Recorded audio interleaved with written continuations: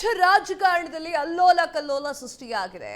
ಹೇಳಬಹುದು ಕಾಂಗ್ರೆಸ್ ಅವರು ಇಲ್ಲ ಅಲ್ಲೋಲ ಕಲ್ಲೋಲ ಸೃಷ್ಟಿ ಆಗ್ತಾ ಇಲ್ಲ ಅಂತ ಹೇಳಿ, ಆದರೆ ಒಳ ಜಗಳ ಈಗ ಮೀಡಿಯಾ ಮುಂದೆ ಬಂದು ಕೂತ್ಕೊಂಡಿದೆ. ಡಿ.ಕೆ. ಶಿವಕುಮಾರ್ ಯಾವಾಗ ದೆಹಲಿಯನ್ನ ಟೂರ್ ಮಾಡ್ತಾರೋ, ದೆಹಲಿಗೆ ಹೋಗ್ತಾರೋ, ರಾಜನಾಥ್ ಸಿಂಗ್ ಅವರನ್ನ ಭೇಟಿ ಮಾಡ್ತಾರೋ, ತದಾದ ನಂತರ ಮತ್ತೆ ಬೆಂಗಳೂರಿಗೆ ವಾಪಸ್ ಬರ್ತಾರೋ, ಇಲ್ಲಿರುವಂತಹ ಸಾಕಷ್ಟು ಜನ ಸಿದ್ದರಾಮಯ್ಯ ಅವರ ಬಳಗದಲ್ಲಿ, ಆಪ್ತ ಬಳಗದಲ್ಲಿ ಗುರುತಿಸಿಕೊಂಡವರು 2-3 ಜನ ಮತ್ತೆ ಹೈಕಮಾಂಡ್ನ ಭೇಟಿ ಮಾಡ್ತಾ ಇದ್ದಾರೆ. ಎಲ್ಲೋ ಒಂದ್ ಕಡೆ ಡಿ.ಕೆ. ಶಿವಕುಮಾರ್ ಅವರ ಪರಮಾಪ್ತರು ಮಾತನಾಡ್ತಾರೆ. ಕುಣಿಗಲ್ ಶಾಸಕರು 15ನೇ ತಾರೀಕು ಡಿ.ಕೆ. ಶಿವಕುಮಾರ್ ಅವರ ಬರ್ತ್ಡೇ ಇದೆ. ಆ ಬರ್ಡೇಗೆ ಹೈಕಮಾಂಡ್ ಒಂದು ಸ್ವೀಟ್ ನ್ಯೂಸ್ ಅನ್ನ ಕೊಡುತ್ತೆ ಅಂತ ಹೇಳಿ. ಈಗ ಕೇಳಬಹುದು, ಸ್ವೀಟ್ ನ್ಯೂಸ್ ಅಂತಂದ್ರೆ ಮುಖ್ಯಮಂತ್ರಿ ಸ್ಥಾನ ಬದಲಾವಣೆನೇನಾ ಮೇಡಮ್ ಅಂತ ಹೇಳಿ. ಎಲ್ರಿಗೂ ಕೂಡ ಗೊತ್ತಿದೆ ಅಲ್ರಿ, ನಾವು ಎಲ್ಲಿಂದ ಹೇಳೋಣ, ಅದಲ್ಲ ಅಂತ ಹೇಳಿ ಗೊತ್ತಿಲ್ಲ. ಎಲ್ಲವೂ ಕೂಡ ಗೊಂದಲಮಯವಾಗಿದೆ. ಸ್ವೀಟ್ ನ್ಯೂಸ್ ಕೊಡ್ತಾ ಇದ್ದಾರೆ ಅಂತ ಹೇಳಿದ 1-2 ತಾಸುಗಳ ಅಂತರದಲ್ಲಿ ಸಾಕಷ್ಟು ಜನ ಅಹಿಂದ ನಾಯಕರು ಹೈಕಮಾಂಡ್ನ ಭೇಟಿ ಮಾಡಿದ್ದಾರೆ. ಇದೆಲ್ಲವೂ ಕೂಡ ಒಂಥರ ಗೊಂದಲದ ಗೂಡಾಗಿ ಕಾಣಿಸ್ತಾ ಇದೆ. ಇದೇ ಈ ಹೊತ್ತಿನ ವಿಶೇಷ. ಅಹಿಂದಾಗೆ ಟೆನ್ಷನ್. ನಾನು ಕಾವ್ಯ ಹೆಗಡೆ.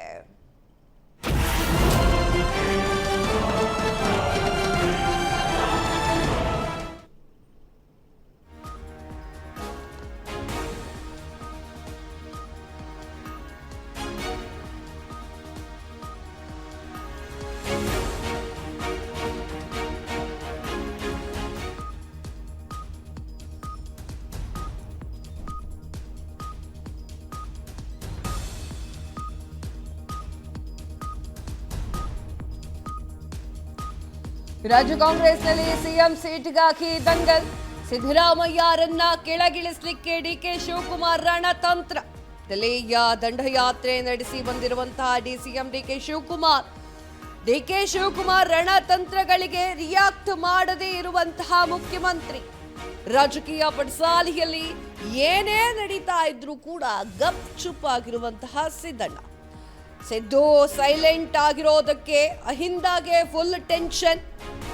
ತಮ್ಮೆಲ್ಲರ ಸೀಟ್ ಭದ್ರವಾಗಿದೆಯಾ ಅಥವಾ ಇಲ್ಲವಾ ಎನ್ನುವಂತಹ ಆತಂಕ ಅಹಿಂದ ನಾಯಕರಲ್ಲಿ ಶುರುವಾಯಿತು. ಹೊಸ ತಳಮಳ. ಡಿ.ಕೆ. ಶಿವಕುಮಾರ್ ತಂತ್ರಕ್ಕೆ ಚೆಕ್ ಮೇಟ್ ಅನ್ನ ಕೊಡ್ತಾರಾ ಅಂತ ಕೊಡೋಕೆ ಸಿದ್ಧರಾದ್ರ. ಅಹಿಂದ ಸಜ್ಜು ಮಾಡ್ಕೊಂಡಿದ್ಯಾ ಅಂತ ಹೇಳಿ ಸಿದ್ದರಾಮಯ್ಯರನ್ನ ಬಡಿದೆಬ್ಬಿಸಲಿಕ್ಕೆ ಸಜ್ಜಾಗಿರುವಂತಹ ಅಹಿಂದ ಟೀಮ್ ದೆಹಲಿಗೆ ಹಾರಿ ಮನದಟ್ಟು ಮಾಡಿಕೊಳ್ಳುವಂತಹ ಪ್ರಯತ್ನವನ್ನ ಮಾಡ್ತಾ ಇದೆ. ಎಸ್ ವೀಕ್ಷಕರೇ, ಕಾಂಗ್ರೆಸ್ನಲ್ಲಿ ನಡೀತಾ ಇರುವಂತಹ ಒಳ ಜಗಳ ಜಹಜ್ಜಾಗಿರಾಗುವಂತಹ ಸಂದರ್ಭ ಬಂತ ಅಂತ ಹೇಳಿ ಇಷ್ಟು ದಿನ ಪಂಚರಾಜ್ಯಗಳ ಚುನಾವಣೆ, ಉಪಚುನಾವಣೆ ಅಂತ ಹೇಳಿ ಸೈಲೆಂಟ್ ಆಗಿದ್ದಂತಹ ಸಾಕಷ್ಟು ನಾಯಕರು ಈಗ ಪಂಚರಾಜ್ಯಗಳ ಚುನಾವಣೆ ರಿಸಲ್ಟ್ ಬರೋಕ್ಕಿಂತ ಮುಂಚೆ, ಉಪಚುನಾವಣೆಯ ರಿಸಲ್ಟ್ ಬರೋಕ್ಕಿಂತ ಮುಂಚೆ ಸಾಕಷ್ಟು ಬೆಳವಣಿಗೆಗಳನ್ನ ಮಾಡ್ತಾ ಇದ್ದಾರೆ. ಡಿ.ಕೆ. ಶಿವಕುಮಾರ್ ಅವರು ದೆಹಲಿಗೆ ಹೋಗಿ ಹೈಕಮಾಂಡ್ ಅವ್ರನ್ನ ಭೇಟಿ ಮಾಡಿ ಬಂದಿರೋದು, ತದಾದ ನಂತರ ಸ್ವೀಟ್ ನ್ಯೂಸ್ ಕೊಡಲಿದ್ದಾರೆ ಎನ್ನುವಂತಹ ಖುಷಿಯಲ್ಲಿ ಡಿ.ಕೆ. ಶಿವಕುಮಾರ್ ಅವರ ಪರಮಾಪ್ತ ಶಾಸಕರು ಮಾತನಾಡಿರುವಂಥದ್ದು. ತದಾದ ನಂತರ ಈಗ ಡಿ.ಕೆ. ಶಿವಕುಮಾರ್ ಅವರನ್ನ ಏನಾದ್ರೂ ಪಡೆದ ಮೇಲೆ ಕೂರಿಸ್ಬಿಟ್ರೆ ಇಲ್ಲಿ ಅಹಿಂದಾಗೆ ಜಾಗ ಸಿಗೋಲ್ಲ ಅನ್ನುವಂತಹ ಒಂದು ತಳಮಳ ಆಗಿರ್ಬೋದು, ಎಲ್ಲವೂ ಕೂಡ ಎದ್ದು ಕಾಣಿಸ್ತಾ ಇದೆ. ಎಸ್, ಇದ್ರ ಬಗ್ಗೆ ಮಾತನಾಡಲಿಕ್ಕೆ ಇವತ್ತು ನಮ್ಮ ಜೊತೆಗಿದ್ದಾರೆ ಆತ್ಮಾನಂದ ಅವರು, ಬಿಜೆಪಿ ವಕ್ತಾರರು, ಹಾಗೂ ಬಾಲಕೃಷ್ಣ ಯಾದವ್ ಅವರು, ಕಾಂಗ್ರೆಸ್ ವಕ್ತಾರರು, ಹಾಗೆ ಮಹೇಶ್ ಜೆಡಿಎಸ್ ವಕ್ತಾರರು. ಕಾರ್ಯಕ್ರಮಕ್ಕೆ ಸ್ವಾಗತ. ಎಸ್, ಪ್ರಪ್ರಥಮವಾಗಿ ನಾನು ಮಾತನಾಡಿಸುವಂತಹ ವಿಚಾರ ಏನು ಅಂತಂದ್ರೆ, ಬಾಲಕೃಷ್ಣ ಅವರಿಗೆ ಸರ್, ಅಹಿಂದ ನಾಯಕರಿಗೆ ಭಯ ಉಂಟಾಗಿರೋದು ಹೌದು ಅಲ್ವೋ? ಯಾರು ಅಹಿಂದ ನಾಯಕರು? ಎಲ್ಲರೂ ಕೂಡ. ಯಾಕೆಂತ ಹೇಳಿದ್ರೆ ಸನ್ಮಾನ್ಯ ಸಿದ್ದರಾಮಯ್ಯನವರು ಕೂಡ ಅಹಿಂದರ ಪ್ರಮುಖರು ಹೌದು, ರಾಜ್ಯ ಸರ್ಕಾರವನ್ನು ಮುನ್ನಡೆಸ್ತಿರ್ತಕ್ಕಂಥವ್ರು ಹೌದು. ಸನ್ಮಾನ್ಯ ಡಿ.ಕೆ. ಶಿವಕುಮಾರ್ ಅವರು ಕೂಡ ಅಹಿಂದ ನಾಯಕರೇ. ಇವತ್ತು ನೋಡಿ, ಏನು ಇದೆಲ್ಲ ಚರ್ಚೆ ನಡೀತಾ ಇದೆ, ನಮಗೆ ಯಾವುದೇ ಇಲ್ಲಿ ನಮ್ಮಲ್ಲಿ ಅಹಿಂದ ಟೀಮ್ ಅಂತಕ್ಕಂಥದ್ದು ಇಲ್ಲ, ಸಿದ್ದರಾಮಯ್ಯ ಟೀಮ್ ಅಂತಕ್ಕಂಥದ್ದು ಇಲ್ಲ, ಅಹಿಂದ ಟೀಮ್ ಇಲ್ಲ ಅಂತ ಹೇಳಲಿಕ್ಕೆ ದಯವಿಟ್ಟು ಹೋಗ್ಬೇಡಿ. ಅಹಿಂದ ನಾಯಕರನ್ನ ಒಗ್ಗೂಡಿಸುವಂತಹ ಕೆಲಸ ಅಥವಾ ಅಹಿಂದ ಜನರನ್ನ ಒಗ್ಗೂಡಿಸುವಂತಹ ಕೆಲಸವನ್ನು ಸಿದ್ದರಾಮಯ್ಯ ಆಲ್ರೆಡಿ 2-3 ವರ್ಷದ ಹಿಂದೆನೆ ಮಾಡ್ಬಿಟ್ಟಿದ್ದಾರೆ. ಇಲ್ಲ ಅಂತ ಈಗ ಹೇಳಕ್ ಹೋಗ್ಬೇಡಿ, ದಯವಿಟ್ಟು ಹೇಳಕ್ ಹೋಗ್ಬೇಡಿ. ಅಲ್ಲ ಮೇಡಮ್ ಏನು ಗೊತ್ತಾ, ಈಗ ನೋಡಿ, ನಾವು ನಮ್ಮ ಕಾಂಗ್ರೆಸ್ ಪಕ್ಷದ ಏನು ಸಿದ್ಧಾಂತ ಇದೆ, ನಿಯಮಗಳಿದೆ, ನಮ್ಮ ಸಿಸ್ಟಮ್ ಏನಿದೆ ಕಾಂಗ್ರೆಸ್ನಲ್ಲಿ, KPCC ಮಟ್ಟದಲ್ಲಾಗಲಿ, AICC ಮಟ್ಟದಲ್ಲಾಗಲಿ, ಸೊ ನಾವು ಅದ್ರ ಪ್ರಕಾರ ಹೋಗ್ತೀವಿ. ಅಹಿಂದ ಸಂಘಟನೆ ಅಂತಕ್ಕಂಥದ್ದು ಇವತ್ತು ಎಲ್ಲ ಜಾತಿ ಜನಾಂಗಕ್ಕೆ ಸಂಘಟನೆಗಳಿದ್ದಾವೆ. ಅಹಿಂದ ಸಂಘಟನೆ ಇದೆ, ಒಕ್ಕಲಿಗರ ಸಂಘಟನೆ ಇದೆ, ಲಿಂಗಾಯತರ ಸಂಘಟನೆ ಹೊರಗಡೆ ಇದೆ. ಆದರೆ ನಮ್ಮ ಪಕ್ಷದಲ್ಲಿ ಯಾವುದೇ ಈ ರೀತಿಯ ಒಂದು ಸಪರೇಟ್ ಟೀಮ್ ಅಂತಕ್ಕಂಥದ್ದು ನೋಡಿಲ್ಲ, ನಾವು ನೋಡಿಲ್ಲ. ಇಲ್ಲ. ಓಕೆ, ಈ ಕೆಲವೊಂದಿಷ್ಟು ಮಾತುಗಳು ಆಡಬೇಕಾದ್ರೆ ಅಹಿಂದ ಜನರನ್ನ ಒಗ್ಗೂಡಿಸುವಂತಹ ಕೆಲಸ ಅಥವಾ ಯಾವುದೇ ಸಮಾರಂಭಗಳಾಗಿರ್ಬೋದು, ಅಹಿಂದ ನಾಯಕರಿಗೆ ಕೊಡುವಂತಹ ಒಂದು ಪ್ರಾಮುಖ್ಯತೆ ಯಾವುದು ಆಗಿಲ್ಲ. ಅಲ್ಲ ಮೇಡಮ್, ಅಲ್ಲಿ ನಡೆದಿಲ್ಲ ಮೇಡಮ್. ಬಾಲಕೃಷ್ಣ ಸರ್ ಹೇಳ್ಬಿಡಿ, ನಡೆದಿಲ್ಲ. ನಾನೀಗ ಹೇಳ್ತಿದ್ದೀನಿ, ಎರಡು ಭಾಗ ಮಾಡ್ತಾ ಇದ್ದೀನಿ ನೋಡ್ರಿ.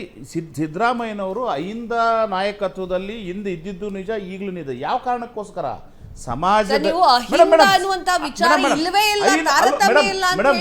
ಅಲ್ಪಸಂಖ್ಯಾತ, ಹಿಂದುಳಿದ, ದಲಿತ ಈ ವರ್ಗಗಳಿಗೆ ಸಾಮಾಜಿಕವಾಗಿ ಯಾವ ರೀತಿಯಾಗಿ ಅವ್ರನ್ನ ನಾವು ರಕ್ಷಣೆ ಮಾಡಬೇಕು, ಯಾವ ನಿಯಮಗಳನ್ನು ರೂಪಿಸ್ಬೇಕು, ಸರ್ಕಾರದ ಮಟ್ಟದಲ್ಲಿ ಆ ವರ್ಗಗಳಿಗೆ ಏನೆಲ್ಲ ನ್ಯಾಯ ಸಿಗಬೇಕು, ಆ ವರ್ಗಗಳಿಗೆ ಅದ್ರ ಬಗ್ಗೆ ಆ ಸಂಘಟನೆನೇ ಬೇರೆ. ಆದರೆ ನಮ್ಮಲ್ಲಿರ್ತಕ್ಕಂಥದ್ದು ಕಾಂಗ್ರೆಸ್ ಸಂಘಟನೆ ಏನಂತ ಹೇಳಿದ್ರೆ, ನಾವು ಇಲ್ಲಿ ಯಾವ ಅಹಿಂದ ಟೀಮ್ ಅಂತನೂ ಇಲ್ಲ. ನಮ್ಮಲ್ಲಿರ್ತಕ್ಕಂಥ ಸರ್ವೇ ಜನ ಸುಖಿನ ಭವಂತು, ಎಲ್ಲ ಜಾತಿ ವರ್ಗಗಳಿಗೆ ನಾವು ರೆಪ್ರೆಸೆಂಟೇಷನ್ ಕೊಡ್ತೀವಿ, ಅದನ್ನು ನಾವು ಮೇಂಟೈನ್ ಮಾಡ್ತೀವಿ, ಸಮಾನ ಅವಕಾಶ ಕೊಡ್ತೀವಿ. ಯಾಕಂತ ಹೇಳಿದ್ರೆ ಸಂವಿಧಾನಬದ್ಧವಾಗಿ ಆಡಳಿತ ನಡೆಸ್ತಕ್ಕಂಥದ್ದು ಕಾಂಗ್ರೆಸ್ಸು. ಸೊ ಆ ಸಂವಿಧಾನದ ಪ್ರಕಾರ ಸಂವಿಧಾನಬದ್ಧವಾಗಿ ನಾವು ಆಡಳಿತ ನಡೆಸ್ತಕ್ಕಂಥದ್ದು ನಮ್ಮ ಸಂವಿಧಾನದ ಪ್ರಕಾರ.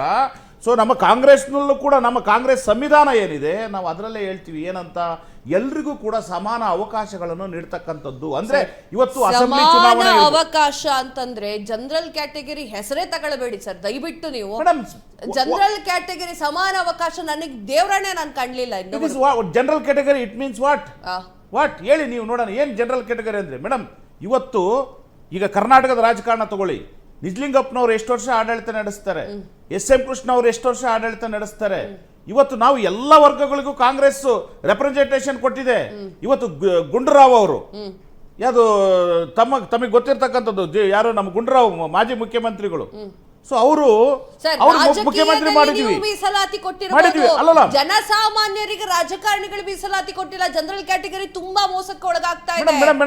ನಿಮ್ಮ ಪ್ರಕಾರ ಜನರಲ್ ಕ್ಯಾಟಗರಿಗೆ ಸರ್ ಒಂದು ನಿಮಿಷ, ಮೋಸಕ್ಕೊಳಗಾಗದಲ್ಲ ಮೇಡಮ್, ಜನರಲ್ ಕ್ಯಾಟಗರಿಗೆ ದುಡ್ಡು ಜಾಸ್ತಿ ಇದೆ ಅಂತನಾ ಮೇಡಮ್? ಒಂದ್ ನಿಮಿಷ ಮೇಡಮ್, ಇದು ಸಂವಿಧಾನಕ್ಕೆ ಹೋಗ್ತದೆ. ಇಲ್ಲಿ ಗಂಭೀರ ವಿಷಯ ಬರ್ತದೆ. ಯಾಕಂತ ಹೇಳಿದ್ರೆ ನಮ್ಮ ಸಂವಿಧಾನ ಏನು ಡಾಕ್ಟರ್ ಬಿ.ಆರ್. ಅಂಬೇಡ್ಕರ್ ಸಾಹೇಬರು ಈ ದೇಶಕ್ಕೆ ಸಂವಿಧಾನ ಕೊಟ್ಟರು ಮೇಡಮ್. ಇತಿಹಾಸದಿಂದ ಸಾವಿರಾರು ವರ್ಷಗಳ ನಂತರ 10 ವರ್ಷ ಆದ್ಮೇಲೆ ಸಂವಿಧಾನದಲ್ಲೇ ಬರ್ಕೊಂಡಿದೆ ಸರ್. ಪ್ರತಿ 10 ವರ್ಷ ಆದ್ಮೇಲೆ ಅಲ್ಲಿರುವಂತಹ ಯಾವ್ಯಾವ ಜಾತಿ ಜನ ಎಷ್ಟೆಷ್ಟು ಬೆಳ್ಕೊಂಡಿದ್ದಾರೆ ಅನ್ನೋದ್ರ ಮೇಲೆ ಮೀಸಲಾತಿಗಳನ್ನ ಮಾಡ್ಬೇಕು ಅಂತ ಮೇಡಮ್ ಮೀಸಲಾತಿಯನ್ನು ಬಹಳ ತಪ್ಪಾಗಿ ಅರ್ಥೈಸ್ತಿದ್ರೆ ನೋಡಿ. ಇವತ್ತು ಸಮಾಜ ಅಂತಕ್ಕಂಥದ್ದು ಚಿಂತೆ ಪಕ್ಷ ಅಂತ ಹೇಳ್ತಾ ಇಲ್ಲ, ಅರ್ಥ ಮಾಡ್ಕೊಳ್ಳಿ.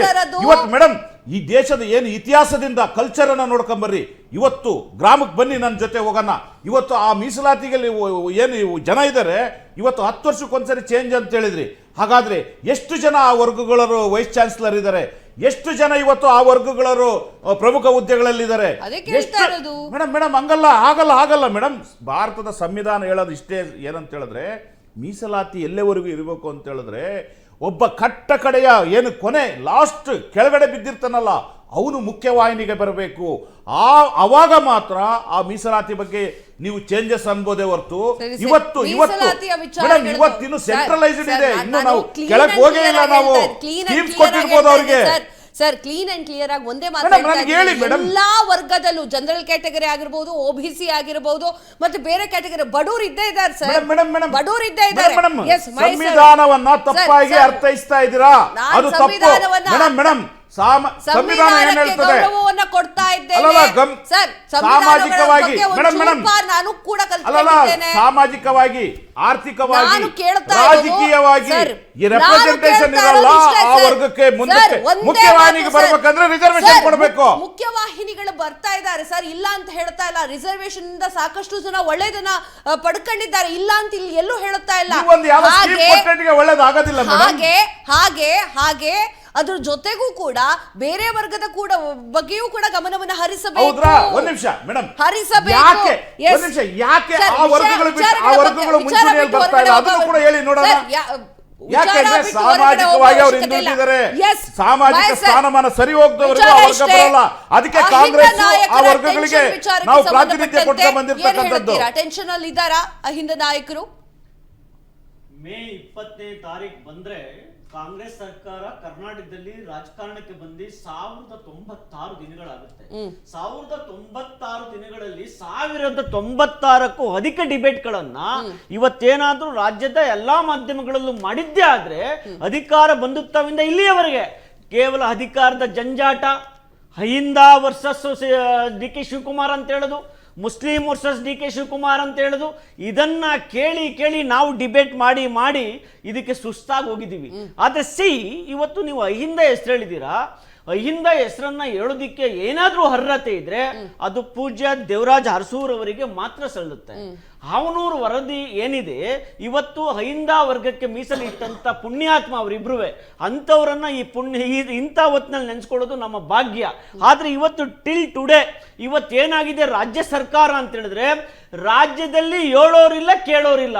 ಯಾರಾದ್ರೂ ನೀವೇನಾದ್ರೂ ಈ ರಾಜ್ಯದ ಯಾವುದೇ ಒಬ್ಬ ಮಿನಿಸ್ಟರ್ನ ಭೇಟಿ ಮಾಡ್ಬೇಕಾದ್ರೆ ಡೆಲ್ಲಿಗೆ ಹೋಗ್ಬೇಕು. ಈಗ ರಾಜ್ಯ ಸರ್ಕಾರ ದೆಹಲಿಗೆ ಶಿಫ್ಟ್ ಆಗೋಗಿದೆ. ಯಾವಾಗ ಶಿಫ್ಟ್ ಆಗಿದೆ ಅಂತ ಹೇಳಿದ್ರೆ, ಸಿದ್ದರಾಮಯ್ಯನವ್ರದ್ದು ಒಂದು ಬಣವಾಯ್ತು ಅಶೋಕ್ ಪಟ್ಟಣ್ ನೇತೃತ್ವದಲ್ಲಿ, ಈಗ ಡಿ ಕೆ ಶಿವಕುಮಾರ್ ಹೋಗಿದ್ ಬಂದ್ರು, ಮತ್ತೆ ಈಗ ಸಿದ್ದರಾಮಯ್ಯನವರ ಸತೀಶ್ ಜಾರಕಿಹೊಳಿ ಅವರು ಹೋಗಿದ್ದಾರೆ. ಕರ್ನಾಟಕದಲ್ಲಿ ಹಾಗಾದ್ರೆ ಕೇಳೋರು ಯಾರು ಇಲ್ವಾ?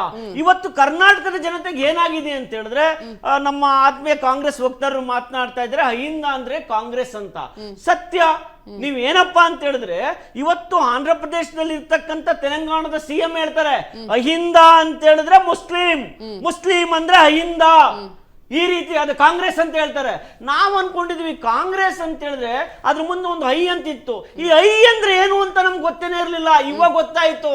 ಐ ಅಂತ ಹೇಳಿದ್ರೆ ಇವತ್ತೇನಾದ್ರೂ ಇಸ್ಲಾಮಿಕ್ ಕಾಂಗ್ರೆಸ್ ಅಂತ.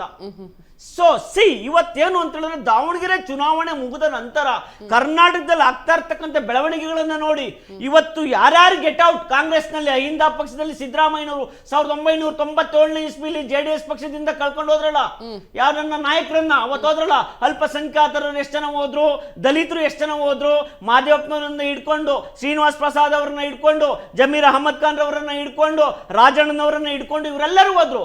ಆದ್ರೆ ಇಲ್ಲಿ ನಾನು ಒಂದೆರಡು ಮಾತನ್ನು ಹೇಳಬೇಕು ಕಾವ್ಯ ಹೆಗಡೆ ಅವರೇ. ಏನು ಕಾಂಗ್ರೆಸ್ ಸರ್ಕಾರ ಅಧಿಕಾರಕ್ಕೆ ಬಂದ ತತ್ಕ್ಷಣ ವಿಕೆಟ್ ಅನ್ನೇ ಕಳ್ಕೊಂಡ್ಬಿಟ್ರು. ಯಾರು ಆ ವಿಕೆಟ್ ಯಾವ್ದಕ್ಕೆ ಹೋಯ್ತು ಅಂತ ಹೇಳಿದ್ರೆ, ಭ್ರಷ್ಟಾಚಾರದ ವಿಕೆಟ್. ಯಾರಪ್ಪ ಅಂತ ಹೇಳಿದ್ರೆ ನಿಮ್ಗೂ ಗೊತ್ತಿದೆ, ನಾಗೇಂದ್ರ ST ಸಮುದಾಯದ ಪ್ರಬಲ ನಾಯಕ, ಒಂದು ವಿಕೆಟ್ ಹೋಯ್ತು. ಅದಾದ್ಮೇಲೆ ರಾಜಣ್ಣನ ವಿಕೆಟ್ ಹೋಯ್ತು, ST ಸಮುದಾಯದ ಪ್ರಬಲ ನಾಯಕ. ಇವತ್ತು 2 ವಿಕೆಟ್ ಹೋದೋ, ಯಾವ್ದೋ ನಾಸೀರ್ ಅಹಮದ್ ಆಗಿರ್ಬೋದು, ಅಬ್ದುಲ್ ಜಬ್ಬಾರ್ ಅವರಾಗಿರ್ಬೋದು. ಇವರೆಲ್ಲ ಒಂದೊಂದೇ ತೆಗಿತಾ ಬಂದವ್ರು ಯಾರು? ಇವ್ರಿಗೆ ಸಹಾಯ ಮಾಡಿದವ್ರು ಯಾರು? ಹೈಕಮಾಂಡ್ ಆಸರೆ ಇಲ್ಲದೆ ಇವರೆಲ್ಲ ಆಚೆ ಹೋಗೋದಿಕ್ಕೆ ಸಾಧ್ಯನಾ? ಡಿ ಕೆ ಶಿವಕುಮಾರ್ ಬಣದಲ್ಲಿ ಗುರುತಿಸ್ಕೊಂಡವ್ರು ಒಬ್ರು ಆಚೆ ಹೋಗ್ಲಿಲ್ಲ. ಅಕಸ್ಮಾತ್ ಏನಾದ್ರೂ ಡಿ ಕೆ ಅವ್ರನ್ನ ಹೇಗೆ ಸಮಾಧಾನ ಮಾಡಬೇಕು, ಸಿದ್ದರಾಮಯ್ಯನವ್ರನ್ನ ಹೇಗೆ ಸಮಾಧಾನ ಮಾಡ್ಬೇಕು ಅಂತ ಹೇಳಿ ಹೈಕಮಾಂಡ್ ಸಂಪೂರ್ಣ ತಿಳ್ಕೊಂಡ್ಬಿಟ್ಟಿದೆ. ಅದಕ್ಕೋಸ್ಕರ ಇವತ್ತೇನಪ್ಪಾ ಅಂತ ಹೇಳಿದ್ರೆ, ಇಲ್ಲಿ ಹಾಗಾದ್ರೆ ಇವರಿಬ್ಬರ ಜಗಳದಲ್ಲಿ ಕಾವ್ಯಾಜಿ ಯಾರು ತಬ್ಬಲಿಗಳಾದ್ರು? ಮುಸ್ಲಿಮರು ತಬ್ಬಲಿಗಳಾದ್ರು, ಕರ್ನಾಟಕದ ಜನ ತಬ್ಬಲಿಗಳಾದ್ರು, ಮತ್ತೆ ಅಲ್ಪಸಂಖ್ಯಾತರು, ಹಿಂದುಳಿದವರು, ದಲಿತರು ಎಲ್ಲರೂ ತಬ್ಬಲಿಗಳೇ. ಆತ್ಮಾನಂದ ಅವರೇ, ಒಂದೇ ವಿಚಾರ, ಹೈಕಮಾಂಡ್ ಅಂಗಳದಲ್ಲಿ ಬಿದ್ದಿರುವಂತಹ ಚೆಂಡು Siddaramaiah versus D K Shivakumar ಅಂತ ಆಗಿದೆ ಅಂತ ಹೇಳಿ ಕಾಂಗ್ರೆಸ್ ಪಡಸಾಲಿಯಲ್ಲೇ ಸುದ್ದಿ ಇದೆ. ಸೊ ಈ ರೀತಿಯಾಗಿರ್ಬೇಕಾದ್ರೆ ಹೈಕಮಾಂಡ್ ಮೂವ್ಮೆಂಟ್ ಯಾವ ರೀತಿಯಾಗಿರಬಹುದು? ಹೈಕಮಾಂಡ್ಗೆ ಇವತ್ತು ಬಿಸಿ ತುಪ್ಪ ಆಗಿದೆ ಅಹಿಂದ ಅನ್ನುವಂಥದ್ದು, ಮತ್ತೆ ಸಿದ್ದರಾಮಯ್ಯನವರ ಈ ನಡೆ ರಾಜಕಾರಣ ಎಲ್ಲವೂ ಕೂಡ. ಅಹಿಂದವನ್ನ ಕಟ್ಕೊಂಡು ಮತ್ತು ರಾಜಕಾರಣದ ಮರುಜೀವವನ್ನು ಪಡೆದಂಥ ಸಿದ್ದರಾಮಯ್ಯನವ್ರಿಗೆ ಇವತ್ತು ಅಹಿಂದ ಅನ್ನುವಂಥದ್ದು ಹೆಸರು ಹೇಳಕ್ಕೆ ಅವ್ರಿಗೆ ಯಾವುದೇ ನೈತಿಕತೆ ಹಕ್ಕಿಲ್ಲ. ಅಲ್ಪಸಂಖ್ಯಾತರು ಅವ್ರ ಜೊತೆಲಿ ಈಗಾಗಲೇ ದಾವಣಗೆರೆ ಎಲೆಕ್ಷನ್ ಆಗ್ಬೋದು, ಬೇರೆ ಬೇರೆ ಕಾರಣಗಳಿಂದ ಆಚೆ ಹೋಗ್ತಾ ಇದ್ದಾರೆ ಪಕ್ಷದಿಂದ. ಅವರೇ ಉಚ್ಚಾಟಿತರು, ಇವರೇ ಉಚ್ಚಾಟನೆ ಮಾಡ್ತಾ ಇದ್ದಾರೆ. ಒಂದು ಕಡೆ ಅವರು ಖಾಲಿ ಆಗಿದ್ರು, ಇನ್ನು ಹಿಂದುಳಿದ ನಾಯಕರು ಈಗಾಗಲೇ ಮಿತ್ರರು ಹೇಳ್ದಂಗೆ ಈ ಮಂತ್ರಿಮಂಡಲದಲ್ಲಿ ಮೊದಲು ಯಾರು ರಾಜೀನಾಮೆ ತಗೊಂಡಿದ್ರೆ, ಭ್ರಷ್ಟಾಚಾರಕ್ಕೊಳಗಾಗಿದ್ರೆ ಅವ್ರ ಬೆಂಬಲಕ್ಕೆ ಸ್ವತಃ CM ಅವರೇ ನಿಂತಿದ್ರು ಕೂಡ ಅವ್ರು ಏನು ಮಾಡ್ಕೊಳಕ್ಕಾಗಲಿಲ್ಲ. ರಾಜಣ್ಣವ್ರಿಗೆ ಕೇಂದ್ರದಿಂದ ರಾಜೀನಾಮೆ ಬರೋವರೆಗೂ ಅವ್ರನ್ನ ಯಾವುದೇ ಕಾರಣ ಕೇಳ್ದೇನೆ ರಾಜೀನಾಮೆಯನ್ನು ಪಡೆಯುವಂಥ ಕೆಲಸ ಮಾಡ್ತು. ನಾಗೇಂದ್ರ ಅವರು ಭ್ರಷ್ಟಾಚಾರದ ಹಗರಣದಲ್ಲಿ ಸಿಗಾಕೊಂಡ್ರು. ಅನೇಕ ನಿಗಮಗಳು ಕೂಡ ಭ್ರಷ್ಟಾಚಾರದಲ್ಲಿ ಇವತ್ತು ಸಿಗಾಕೊಂಡಿದೆ. ಹೀಗಾಗಿ ಮತ್ತೆ ಉಳಿದಂಥ ದಲಿತ ಒಂದು ದಲಿತರಲ್ಲಿ ಇವತ್ತು ಅಣ್ಣ ತಮ್ಮದರಂತೆ ಬಾಳ್ತಾ ಇದ್ದಂಥ ದಲಿತರನ್ನ ಒಡೆದು ಹೋಳಾಗಿ ಚೂರು ಮಾಡಿದ್ದಾರೆ. ಇವತ್ತು ಎಡ ಬಲ ಮತ್ತೆ ಕೊಲಂಬೋ ಈ ಸಮಸ್ಯೆ ಇವತ್ತು ಏನಾಗಿದೆ ಅಂದ್ರೆ ಒಳ ಮೀಸಲಾತಿಯನ್ನ ಇಂಪ್ರೂವ್ ಮಾಡಕ್ ಹೋಗಿ ನಾಗಮೋಹನ್ ದಾಸ್ ಅವರು ಮಾಡಿದಂತ ಅನೇಕ ತಪ್ಪುಗಳು ಈ ಸರ್ಕಾರ ಗಮನಕ್ಕೆ ಬಂದರೂ ಕೂಡ ಅನೇಕ ಸಭೆಗಳು ಅನೇಕ ಕ್ಯಾಬಿನೆಟ್ ಮೀಟಿಂಗ್ಗಳನ್ನು ಮಾಡಿ ಯಾರಿಗೂ ಕೂಡ ನ್ಯಾಯ ದೊರಕಿಸ್ತೆ ತುಪ್ಪ ಉಸರಿಸುವಂತ ಕೆಲಸವನ್ನ ಮಾಡಿದೆ. ಅಲ್ಲಿನ ಸಮುದಾಯ ಹೇಳ್ತಾ ಇರುವಂತದ್ದು ಇಡೀ ಆ ಒಳ ಸಮುದಾಯ ಒಳ ಮೀಸಲಾತಿ ಇಡೀ ಲೋಪ ಆಗಿದೆ. ನಾಗಮೋಹನ್ ದಾಸ್ ವರದಿನೇ ಬೇಡ, ಈ ವರದಿಯನ್ನ ತಿರಸ್ಕರಿಸಿ ನಾವು ಬೇರೆ ಒಂದು ಆಗ್ಬೇಕು ಅನ್ನುವಂತ ನಿಟ್ಟಿನಲ್ಲಿ ಹೋರಾಟಗಳು ನಡೀತಾ ಇದೆ. ಮತ್ತೆ ಇಷ್ಟೆಲ್ಲ ರಾಜಕಾರಣ ಇದ್ರು ಈ ಸ್ವಲ್ಪ ಖಜಾನೆಯಲ್ಲಿ ಕಾಸಿದ್ರು ಕೂಡ ಯಾರಿಗ ಹೋಗ್ತಾ ಇದೆ? ಕಾಂಗ್ರೆಸ್ನವ್ರು ಏನೋ ದೊಡ್ಡದಾಗಿ ಹೇಳ್ತಾ ಇದ್ರು ಸಂವಿಧಾನದ ಆಶಯದಂತೆ ನಡೀತೀವಿ ಅಂತ. ಇಡೀ ದರ್ಗಾಗಳಿಗೆ ಇವತ್ತು ಹೈಟೆಕ್ ಮಾದರಿಯಲ್ಲಿ ಅವರ ಶಾಲೆಗಳನ್ನ ಅಲ್ಪಸಂಖ್ಯಾತ ಮುಸಲ್ಮಾನ್ ಬಾಂಧವರ ದರ್ಗಾದಲ್ಲಿರುವಂತ ಶಾಲೆಗಳನ್ನ ನಾವು ನಡೆಸ್ತೀವಿ ಅಂತ ಸಾವಿರಾರು ಕೋಟಿ ಹಣವನ್ನ ಅಲ್ಲಿ ವ್ಯಯ ಮಾಡ್ತಾ ಇದ್ದಾರೆ. ಇವತ್ತು ಅನೇಕ ಆಸ್ತಿಗಳಿಗೆ ಬೇಸಿಕ್ ನೀಡ್ಸ್ ಇಲ್ಲ, ಅಲ್ಲಿ ಟ್ಯಾಲೆಂಟ್ ಇಲ್ಲ, ಊಟ ಇಲ್ಲ, ಹುಳ ಬಂದಿರೋ ಅಕ್ಕಿಯನ್ನ ಮಕ್ಕಳು ತಿಂತಾ ಇದ್ದಾವೆ. ಇವತ್ತು ಆ ನಿಟ್ಟಿನಲ್ಲಿ ಹಿಂದುಳಿದ ವರ್ಗದ ಹಾಸ್ಟೆಲ್ಗಳು ದಲಿತ ಹಾಸ್ಟೆಲ್ಗಳು ಏನಾಗಿದೆ ಅನ್ನುವಂಥದ್ರೆ ಸ್ವತಃ ಸಿದ್ದರಾಮಯ್ಯನವ್ರು ನೋಡ್ಬೇಕಾಗಿದೆ. ಆದ್ರೆ ಅಲ್ಪಸಂಖ್ಯಾತರ ಮುಸಲ್ಮಾನರ ದರ್ಗಾಗಳಿಗೆ ವಿಶೇಷ ಅನುದಾನವನ್ನ ಘೋಷಣೆ ಮಾಡುವ ನಿಟ್ಟಿನಲ್ಲಿ ಹೋಗ್ತಾ ಇದ್ದಾರೆ. ಹಾಗಾಗಿ ಅಹಿಂದ ಇವತ್ತು ದೊಡ್ಡ ಒಂದು ಮೊಳೆಯನ್ನ ಸಿದ್ದರಾಮಯ್ಯನವರೇ ಹೊಡಿತಾರೆ. ಅವ್ರಿಗೆ ಕಂಟಕಕ್ಕೆ ಬಂದಾಗ, ಅವ್ರಿಗೆ ಕುತ್ತು ಬಂದಾಗ, ಅಧಿಕಾರದ ಕುತ್ತು ಬಂದಾಗ ಈ ಅಹಿಂದ ಕಾರ್ಡ್ ಅನ್ನ ಅಪ್ಲೈ ಮಾಡಕ್ ಹೋಗ್ತಾರೆ.